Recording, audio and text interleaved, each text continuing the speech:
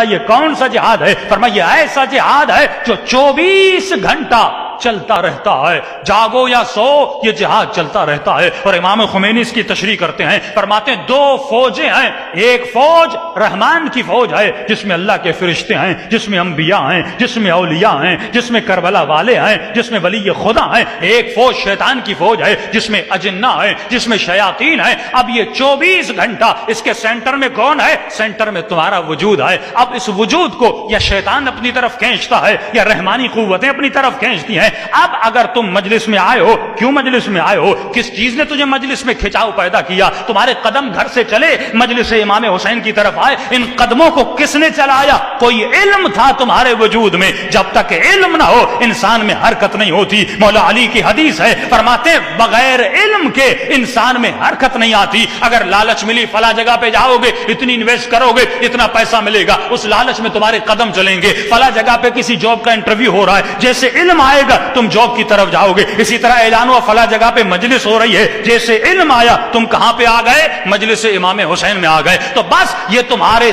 سننے کے لیے کافی ہے کہ جو آوازیں تمہارے کانوں میں آ رہی ہیں یہ غور و فکر سے سنو کہ جو آواز سنائی دے رہی ہے کیا وہ آواز رحمان کی ہے یا شیطان کی ہے؟ اگر یہ سمجھ تمہارے وجود میں آ گئی کہ مجھے بلانے والا یزید ہے یا بلانے والا حسین ہے، اگر ان آواز کی شناسائی تمہارے وجود میں آ گئی کہ اس آواز کے جانے پہ میرے وقت کا امام خوش ہوگا یا شیطان خوش ہوگا، تو انسان یہ قلب بڑا اہمیت کا حامل ہے۔ اس میں مختلف محبتیں آ جاتی ہیں۔ اگر محبت شیطانی ہو جائے تو انسان کے اعمال شیطانی ہو جاتے ہیں، اگر محبت الہی ہو جائے تو انسان کے اعمال بھی الہی ہو جاتے ہیں۔